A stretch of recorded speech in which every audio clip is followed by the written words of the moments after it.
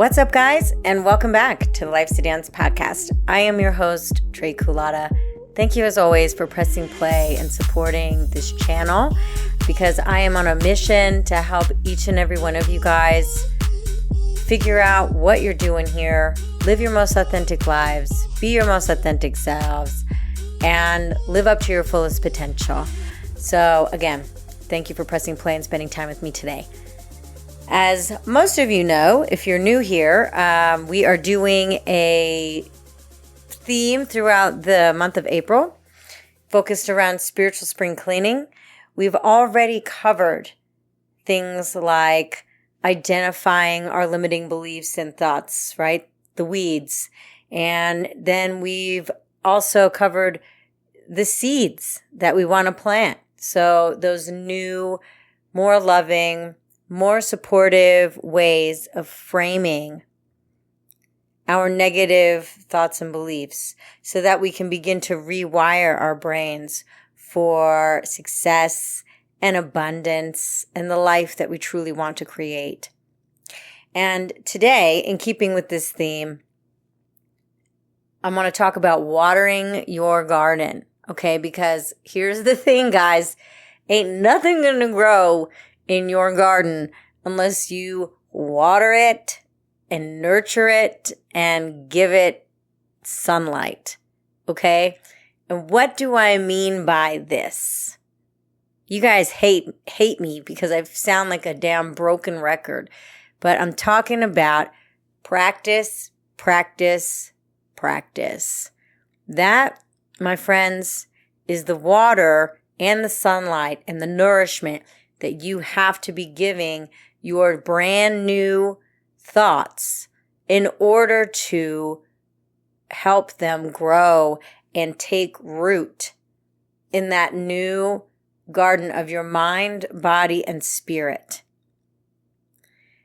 So, for example, we already identified negative thoughts which create negative beliefs, which create also negative emotions and demeanors within ourselves that we may or may not even be fully aware of because they're so bound to who we identify as a person.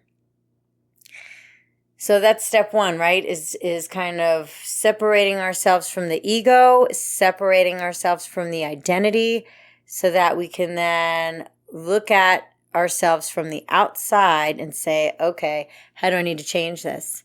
How do I reframe this thought for one that's more loving and supportive of the person that I want to become? Okay? And now, after we've done that, we then have to continually practice. We have to sit in that solitude.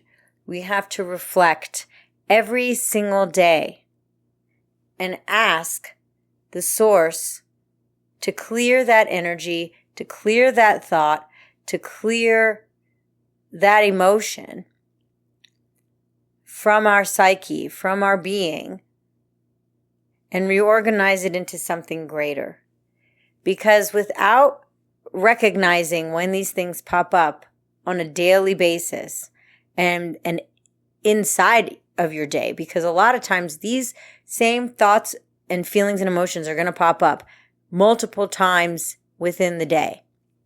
If you are not becoming consciously aware of how frequently these things pop up, none of this work is going to do you any good. We have to get clear. And we have to pay attention. And it's hard to do at first. But I promise you, with practice, it does get easier. Because that negative thought that is pervasive in your mind eventually will automatically become the new thought, that new seed that you planted in its place. For me, the pervading thought used to be, I can't handle this.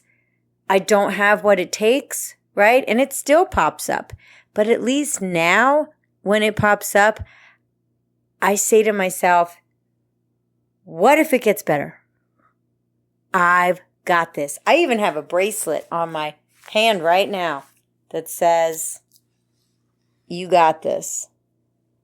So for anybody watching, as a reminder, because sometimes, a lot of times, we need reminding, because it's very easy for the person that you were to say, oh, it's going to be easier for me to just turn on the TV and do what I've always done, or scroll through my social media and do what I've always done. And we all know the definition of insanity is doing the same thing over and over again and expecting a different result. And change is hard. It is very difficult to get out of our comfort zones and try something new, even when we know that it's good for us. It's fucking crazy. We're just so, our lizard brains, which have been programmed since the caveman millions of years ago, millions, right, is programmed to seek comfort and safety. So by doing just something small, like noticing those thoughts, you don't even have to get up off the fucking couch. All you have to do, or out of your, or step away from your desk. Maybe sometimes that could be helpful. But if you're feeling a certain way, I know a lot of times for me, it does help to move. Now that I think about it. Because then, there is such a thing as going out to clear your head, right? Get some fresh air. There's some truth and validity to that. So I don't honestly care how you do it, whether you prefer to sit on the couch or prefer to go get some air and walk around and change your surroundings and move, especially if you're feeling things that like stagnation and feeling stuck in a certain emotion or a certain thought pattern or a certain belief. Moving around will most definitely help you flush those thoughts out of your mind and figure out a new, more supportive thought pattern. I do it all the time. If I'm feeling a certain way, I get up, I get out of my chair, I get out of the bed, I get off the couch, and I go outside for a walk because I got to clear my head. And a lot of times I'll put on some good positive music. Lately, it's been salsa because that shit, I cannot be mad. I just cannot be mad, angry, or sad when I'm listening to salsa music. And the funny thing about salsa music is a lot of times they're singing about something so heart-wrenching, like being in love with somebody who'll never be in love with them or whatever. And yet it's still so upbeat and happy. I'm like, okay, this is the move. But find whatever that is for you. I don't care. But the key is repetition.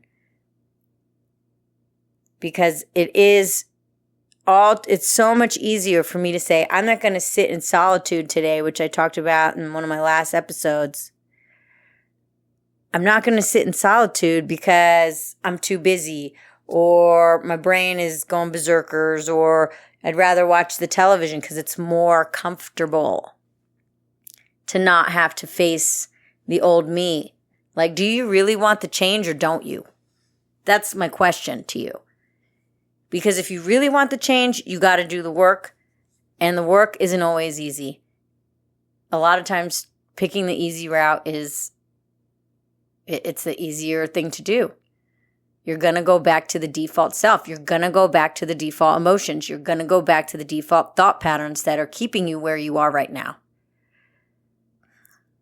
So I'm encouraging you and reminding you, okay, that you have to practice. Practice, practice, practice makes progress, progress, progress. And then we step into our power. And that is the power of choice. We actually get to choose how we feel and how we react to our outside environments and stimuli. How we choose to react to the situations and circumstances in our lives. It's a beautiful thing. Once you figure out that you have the power to do that, it's incredible. You will be unstoppable. And there is no limit to the amount of transformation that you can experience as a good friend and mentor of mine likes to say, it's a topless program. Not meaning like I'm sitting here with my top off. I mean, there's no limit. The sky isn't even the limit, right? It's beyond that. So hopefully I've inspired you to go back to that list, because that's what you need to do. You need to look at that list every day of the negative thought patterns and beliefs that you want to change. You have to look at the list every day of what you want to see as far as the change. And then you need to keep practicing becoming aware of when those thoughts come back into your head. Because 90% of the thoughts we have are the same as the ones we had yesterday and the day before that and the day before that.